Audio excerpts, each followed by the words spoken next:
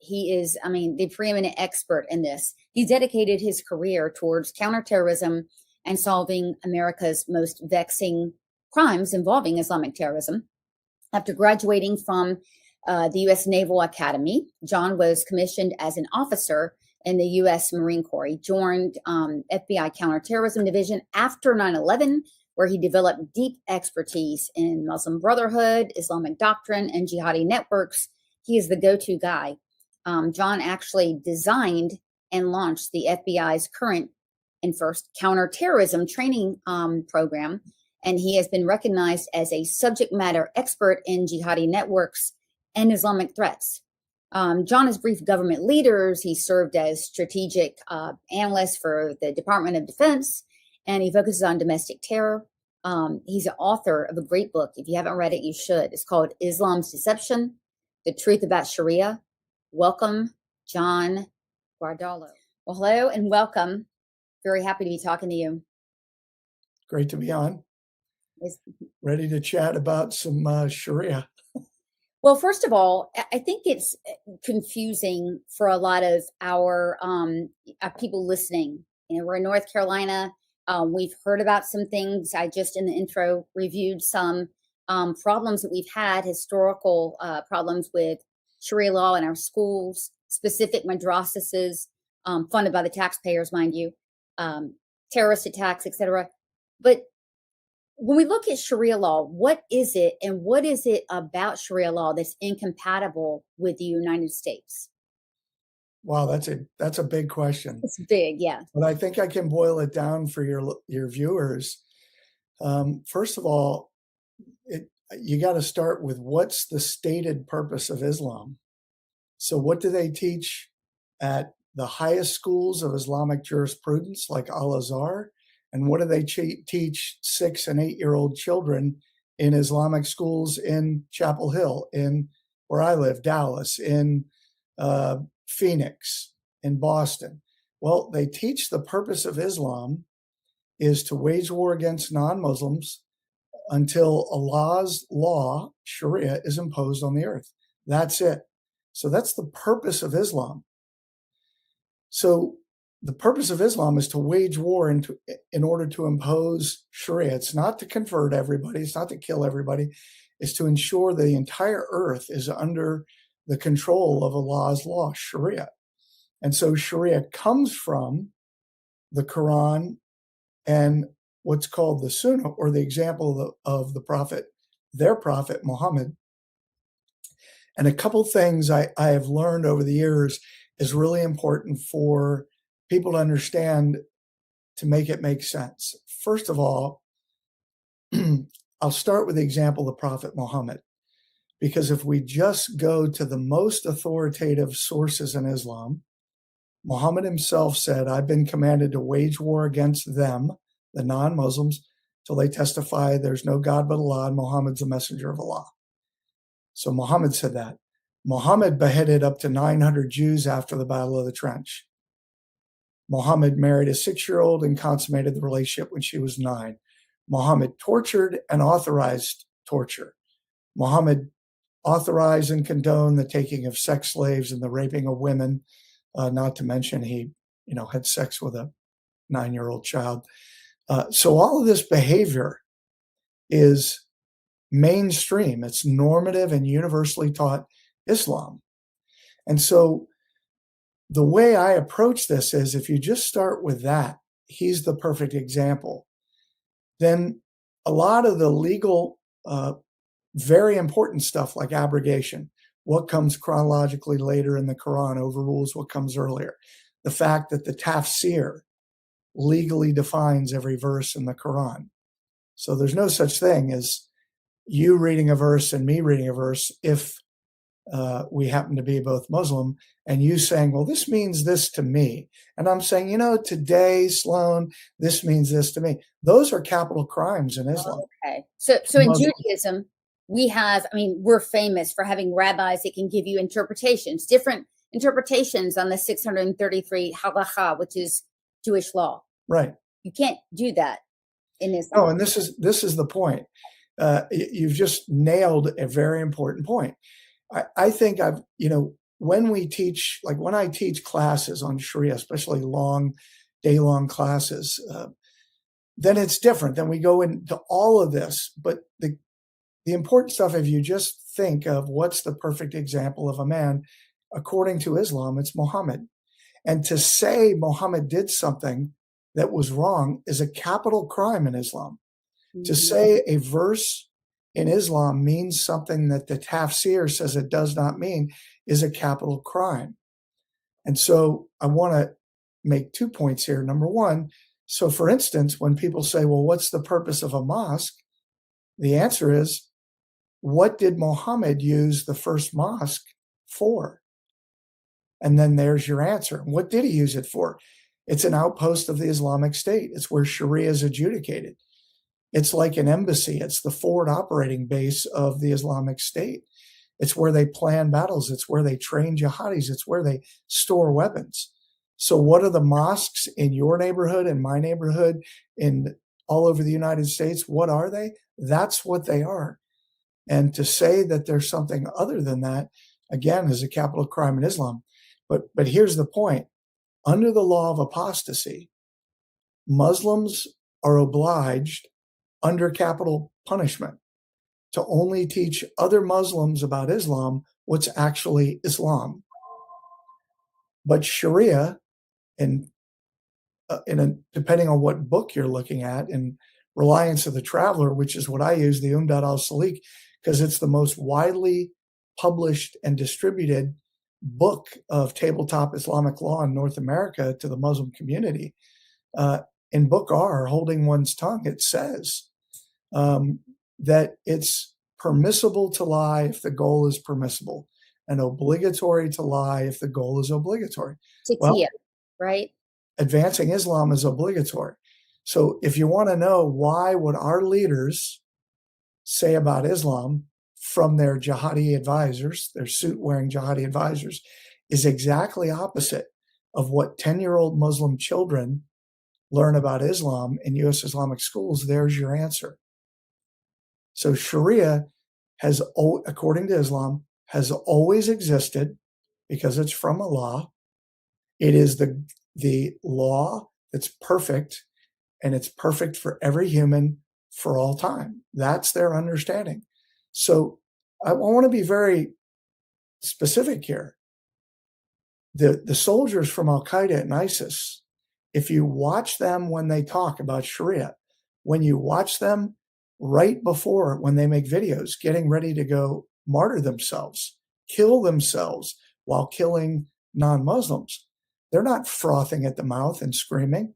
They are literally sitting calmly, quoting the Quran, quoting the Hadith, quoting the tafsir sometimes, quoting mainstream Islamic law to support what they're doing. And so the questions I ask at the beginning of my presentation these days are what I just, said. Number one, what's the purpose of Islam? And then watch people stare at you. Well, it's to wage war against non-Muslims until the entire world's under Sharia. It's that simple. Can you name one national Islamic organization that's not hostile? Then I like to just sit and wait. And, there is none. And so these are clues. And if we just look at it from these, I think Islam is very simple, actually. The question is, how come in the last 25 years our leaders have told us it's very complicated, and only these suit-wearing jihadi scholars can explain it to us, which is why we lost not only in Afghanistan, Syria, Iraq, parts of Africa, but why we're losing here in the United States and in my home state of Texas. And the Muslim Brotherhood is very big. And it's something that, again, a lot of people don't understand. I think they're coming to understand it. I think what complicates the issue is that we've got people at the highest levels on both sides, but even our own, who are fraternizing very openly with Muslim Brotherhood associates and with Qatar, who's the main outpost for Muslim Brotherhood. And it is sending a double message. Like, on the one hand, Trump has signaled a willingness to begin to, put the Muslim Brotherhood on the FTO list and do that. On the other hand, you're seeing, them getting a welcome and doing business with people like Steve Witkoff and Kirshner. So there's a lot. I mean, what's happening with the Muslim Brotherhood here? Where are we going with this? It's a great way to put the question, actually. I give you credit for that. So here's, the Trump administration's foreign policy with regard to the Islamic world is incoherent. And I believe, based on my own experiences, it's incoherent because there's nobody inside the administration, nobody that understands the war. So you've got people in there saying, hey, we can get rich off Saudi Arabia. Deal. It's all about getting a deal. Yeah. Make deals with, well, I mean, they're building mansions in Saudi Arabia for Trump and his family. His son and his son-in-law are pocketing millions of dollars. And quite frankly, and that money is being made on the future deaths of Americans that will come. There's no bigger supporter today. It was Iran for a number of years. Prior to that, it was Saudi Arabia of the U.S. Islamic movement. Qatar is now it. But the four worst nations in the world leading the global Islamic movement: Iran, Saudi Arabia, Qatar, Turkey. Besides Iran, this administration is kissing the ass of the other three countries and inviting an Al-Qaeda terrorist into the White House who literally he's a handsome guy, tortured and killed American soldiers and calling him a good guy. And here's the point on this. When you watch what Mr. Trump is doing, first of all, he's got Hamas, Muslim Brotherhood guys like Rabul Chowdhury, like Hamza Yusuf, like Randall Royer and others inside his administration that he put there. And so Amer Ghalib, he named ambassador to Kuwait, who's a jihadi from Michigan. I mean, it's just a complete catastrophic failure. Why? You have Jared Kushner publicly saying that anybody who criticizes Saudi Arabia, Turkey, and Qatar should just be quiet. We don't know what we're doing. Screw that guy. That guy's putting money in his pocket while Americans are being killed and while the enemy is being funded by Qatar and other nations like Iran here in the United States to kill us. And when that happens, there'll be blood on all their hands, on Don Jr.'s hands, on Jared's, and on President Trump's. He can't escape this. I mean, and I'll just give you a very personal example. When in 2025, when the original inauguration schedule came out, I saw it. It got leaked by the media. And I just put out a simple post like, oh, look, a Hezbollah guy has been invited to the Trump inauguration. So it's the same as the Clinton administration, same as Bush, same as Obama, same as Biden, and now it's Trump. Nothing has changed. And I got a call from someone who said, is this true? And I just said, well, when have I ever put something out that I couldn't back up? And they're like, all right, can you send a few bullet points? And I did. And that person called the chief of staff for the president, told them, provide the information, called me back and said, well, Susie Wiles just crapped her pants and has now given me another name to replace that guy with. And I said, well, first of all, before you give me the name, there is a 100% chance he's a bad guy. And why is that? Even though we'll make the argument, because it's true, Hezbollah is not part of the Muslim Brotherhood. Muslim Brotherhood is a Sunni Islamic group. But you don't get to be a Muslim at the presidential inauguration if you are not part of the Islamic movement in the United States. You're not hostile. I could go back and show you the lists of people let into the White House under the Bush administration, 2002. 100% at that time were all Muslim Brotherhood. It is a goat rope.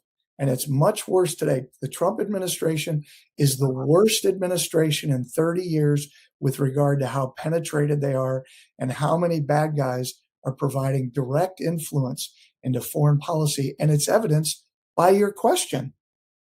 The fact that we're doing deals with Qatar instead of killing their leaders and destroying any capability they have, and specifically financially seizing all their assets. They're waging war against us, and they're using these thousands of proxies in the United States that exist to wage war against us while subverting, non-Muslim institutions like our colleges and others, high schools, Churches. business sectors. I mean, my goodness, the media, their information operations is impressive. It's worthy of a study and probably being taught in intelligence agencies if we actually had a functioning intelligence capability in the United States. So this is where we are. So the Muslim Brotherhood movement is the leading element of the U.S. Islamic movement. It's not the only one. We have a massive Iranian Hezbollah network. You've got the Deobandis here. You've got all kinds of entities.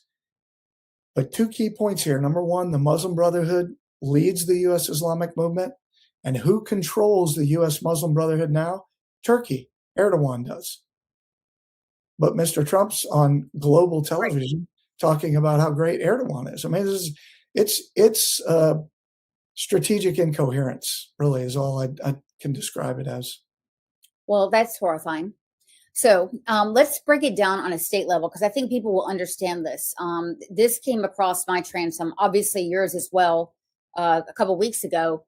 You vote Democrat, you get this. But what we're saying is you vote anybody and you get this, because it's on both sides.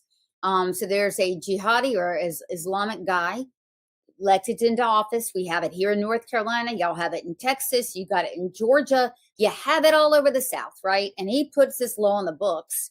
And let me show you a little bit about what this is. This is defining Islamophobia, okay, and sanctioning speech. So let's say, for the sake of argument, that somebody posts pictures on X of someone wearing a keffiyeh. And just a random hypothetical? Just someone out there in the ether. Right. John, we don't know who, but they post this picture, and someone, maybe a police officer, finds it offensive to a particular religion because it would hurt their feelings and arrest them. Is that the kind of thing this law in Virginia would do in other places? That's exactly what it would do. And in that post you just showed on the screen, I had in quotes the phrase deterrent punishments. And the reason I put that in there was because in 2005. This one? Okay. Yep. In 2005, the OIC, the Organization of Islamic Conference, now called the Organization of Islamic Cooperation, because apparently that sounds nicer. That's the largest voting bloc in the UN. It's every Muslim nation on the face of the earth, 56 members plus the 57th, which is something they call the State of Palestine. If you know your geography, it's also called Israel, but let's not let facts get in the way of a good story. And I do, yes. So 57 members, and every 3 years they come together and they make decisions that are binding on the global Muslim community legally. And they direct the global Islamic movement, which nobody in our White House even understands that, which is part of the problem. But I digress. So, number one, in 1993, they served to the UN the Cairo Declaration on Human Rights, which said we, the entire Muslim world at the head of state and king level, only understand the phrase of human rights through the lens of Sharia. The last article in the declaration literally says Islamic Sharia is the, quote, only source of reference for understanding these articles in this Declaration on Human Rights in Islam. So you need to understand that.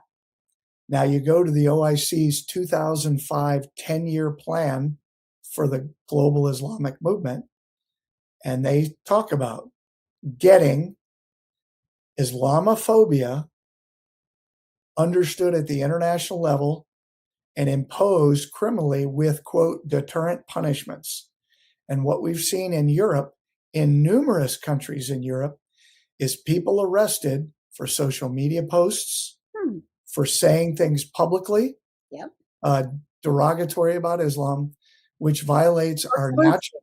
Truthful about Islam, or truthful about, and that's the thing, is like, you don't have to denigrate. First of all, I don't denigrate anyone because of religion, etc. I've always said that Muslims are the first ones to suffer under Islam. And we've seen it, particularly women, particularly children.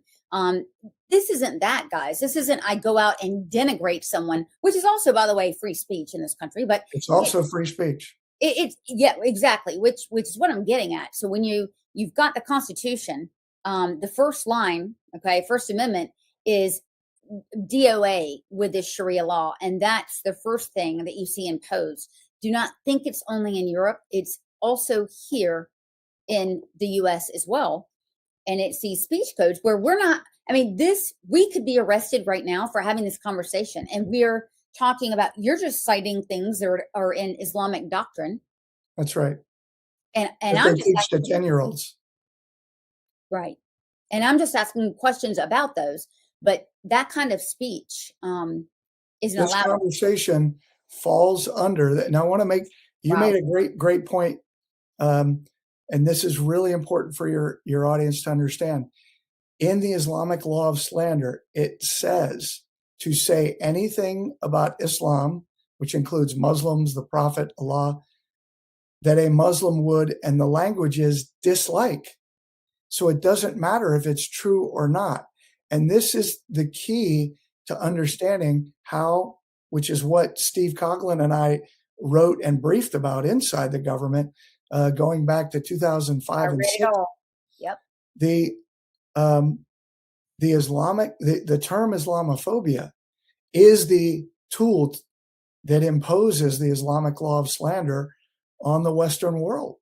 It's used as a hammer with, quote, deterrent punishments. And when we see the UN put proposed amendments over the last 10 years to criminalize speech that offends Muslims, and then you see in Europe, they cement it in some cases into law, and they're arresting people, as I said, for free speech out on the street corner, for social media posts, literally police bashing in people's doors because they offended Muslims. And this is happening in the United States under, by the way, I want to say again, under a Trump administration. And under the Islamic movement is growing exponentially now. And I want to say one more thing. The Muslim Brotherhood in the United States calls Trump their guy. So I want you to think about that, what that says. And do I think Mr. Trump intentionally wants to be their guy? I do not. I don't. Now, I hope I'm correct. I hope he's not intentionally lying and deceiving us. But I think he believes he's taking a good course of action. But it's a devastating course of action, because when you look at everything that the U.S. government is doing through the lens of our adversary, through the lens of Sharia, Sharia requires jihad to be fought when the Muslims have the resources and the ability to do so. When America does what Mr. Trump is projecting there's only one way to interpret it, through the lens of Sharia. America is surrendering. Victory is at hand. Therefore, we have to fight more brutally and aggressively to kill the Americans, because they're literally, Allah is handing them victory. And it's a capital crime for them not to take it. So do I think Mr. Trump understands that? No, because he has nobody in this administration that understands this. And so here we are. That's why, by the way, that's why the work I do is, 90+% of the work I do is at the local level, training communities, law enforcement, leaders, citizens, whatever, how to identify these networks and get them out of their county, because the state and federal government certainly aren't doing it. And they don't know how to. So that's the last question I wanted to ask here, is that we, first of all, extremely depressed after this conversation. I know my audience is feeling it too. But we want to feel like we have agency. Now, I'm an activist, so I am tough. I can take it. And I've taken quite the beating from speaking out about this, and people have seen it. So, what can the concerned citizen do? I hear from them every day. Yeah. So, I've been doing this as long as anyone else in the country. It's been 25 years of doing this. We just talked. I came to see you speak, and we think it's around 2014 here in North Carolina. So that's when I first became aware of who you were and started following you. Yeah, because I think when that happened, I was already out of the Department of Defense, if I remember. Um, so working this at the national level, at the state level, the only solution that I think is viable to win the war is by training counties, training citizens, training law enforcement, and then training people how to teach this. And those three programs are my bread and butter and my company's bread and butter, ASIG2. And, my website's johnguandolo.com. You can go there. But the program for citizens is 1 to 2 days, depending on what we need to do. We can do it in 1 day. It's better if it's a little longer. But literally, we train you how to operate as a team, how to find communists and jihadis and their organizations in your network, and how to flush them out of your community lawfully, and how to reestablish a Republican form of government at the county level, which is required under the Constitution. And then we also have the 3-day program for law enforcement, National Guard, those kinds of people. We're the only ones in the country doing this. And what I've found is doing this across the country. When you train, especially when you train 2 or 3 adjacent counties, and they actually understand this, you start taking back parts of your state and eventually your state. And we've had great success in a few states. And we're primarily focused today on Texas and Oklahoma, because Texas is where the real fight is. Yeah, but we do, I travel all over the country. Just in the last week, I've been to 3 different states, and to help not only train people, but to train some leaders and to open their eyes that they need to bring in these training programs. So that's what it's the only recommendation I got. Everything I do, the books I write, the programs I develop, the videos I do, it's just to help people get to understand the threat and therefore realize it is a grave threat. It's an imminent threat. And if we don't deal with it now, I would say we've already passed the precipice. Now we're at the point, from the enemy's perspective, they're on the downhill slope. And we have to take pretty drastic action. So we're trying to train as many counties as we can, as soon as we can. And we're figuring out the best ways to do that by building out our team and doing whatever we can to do it. But that's the best answer I know of, and I think we can do it. It's going to be a rough fight, and it is a fight because we're in a war, and we have to start treating it like a war, not like it's a political campaign, or like if we just legislate this, we can fix it, or if we change this policy, everything will be. No. Changing policies and legislating stuff has not won any war in human history. You have to identify and vanquish the enemy. And this is how to do it under the current environment. So you're saying that that people, let's say I don't even know, because there's so many, we live in the second largest rural area next to Texas, right? So that's the ideal place for jihadis to settle, right? And train, because there's drone footage of them being by military bases and doing that. So you're saying that you train and equip citizens to vanquish that system from taking over municipalities, government, etc. That's right. Okay. That's right. We're the only ones doing it. And I'll just share one quick vignette with your audience. About 7 weeks ago, we ran a law enforcement training here in Texas for about 70 law enforcement officers, investigators, constables. We had a couple county council members there, sheriff, and a couple. There were 4 counties represented primarily, and most of them thought this is really good information, but it doesn't pertain to me, until we got to the 3rd day where we actually do the research and I show them how to research it. And within 30 minutes, we found bad guys operating vape shops, for pretty instance, aggressively in all 4 jurisdictions. And it was interesting because 2 of the officers that figured it out were 2 of the skeptical officers. And they just looked at me and they're like, well, I guess I was wrong. and I'm like, yeah, but now you know. Go to a vape shop. They need to go to a vape shop. Because Yeah. I've been investigating vape shops. I've been in not even rural areas, but maybe more rural than, a normal neighborhood. And, law enforcement are like, well, we don't have an Islamic community. And I said, well, let's do this. Why don't you host a training, announce it, and watch who comes Yep. out of the woodwork. And they did. And all of a sudden, here come the leaders. Hey, we're from the Islamic Center, the local Islamic Center. He's like, really? I didn't know we had one. Oh, yeah, we meet in the warehouse over there. But anyway, we need you not to do this training because this is Islamophobic and it's offensive to us. And of course, he told him to get the hell out of his office. And we did the training anyway, because there are still some courageous men and women in law enforcement. Yeah. Well, to be clear,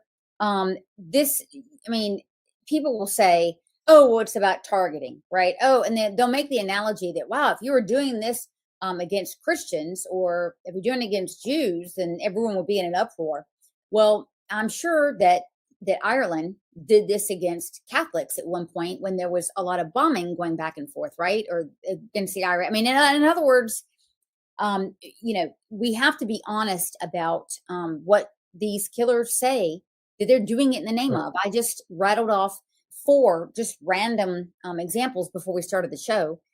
They're telling us they're doing it in the name of Islam. Are we not to listen? I mean, are we to turn our heads and say, we know what your motive is, etc.? I mean, if people are telling us they're doing it because of something, ought we not be prepared for that or research it? I mean, absolutely we should. And that's why I do the work I do. That's exactly right. Because if they start saying we're killing in the name of Jews and Jews are doing it, I'm going to be the first one out there that says something, period, point blank, against it, right? And the point to be made here is, if it were something else, there would be arguments against it. But there's never been not one textbook used in Islamic schools to teach Muslims about Islam, and one book of Islamic law that can demonstrate anything Al-Qaeda or ISIS or the Muslim Brotherhood or Hezbollah have done, or Hamas on October 7th have done that's not mainstream Islam. And again, I challenge people, tell me something that was done on October 7th in Israel that violates normative mainstream Islamic law. And you can't. And we can go through it step by step. You can't. That's the problem. And as the Muslims say when they meet and we film them, just because we're not out there in the media telling you this, just because we're not explaining it to you, doesn't mean we don't all believe it. They're obliged to lie to us, but when they teach one another, they have to teach Islam. So if you want to know Islam, don't talk to your friend Muhammad. Go pick up a book for 6th or 7th graders, a textbook, and read it. And what you'll find is, look, if you die in jihad, you automatically go to paradise. Yes, and you can do that because only 20% of the Muslim population speaks Arabic to begin with. 80% speak whatever language, plus almost always English is a second language. Therefore, you're going to find an overabundance of these books are already in English. That's right. For you, if you want to labor over it and learn, you can. Yeah, I mean, one of the biggest Islamic legal languages is English because, a lot of these, massive populated Islamic countries were former British colonies, Pakistan. So, I mean, English is a legal language in Pakistan. And a lot of the stuff's we can get. I've got books of Pakistani Islamic law in English because that's it. It's very clear. If you read Islam, take a deep breath and just read it. It's not complicated. It's very easy. Right. It's very straightforward. Yes. And so there's no excuse. There's no special permission needed, etc. A lot of times people will post things. Does it mean this? Yes, it does. If you ask former Muslims who are now Christians, those are the most forthright dealers that I know of, because they will tell you exactly. And there's many of them out there who seek them out, and they will tell you straight up, yes, this is exactly what it means. And if you ask somebody that is, bound to lie or motivated to lie, you may not get the full truth. So that's right. Well, thank you. You've sufficiently scared the hell out of all of us, which is great because we're going to take the next steps and get trainings. I have people call me literally all the time. Whatever reason, I'm the go-to person for information like this. So, I mean, we're going to have to get you here in North Carolina a lot. Would love to do it. All right. Well, A thank you lot, very a lot much. of my life in there when I was in the Marine Corps, so I'm a big fan Okay, of yeah. North Carolina. All right. Well, we'll have to welcome you back. Thank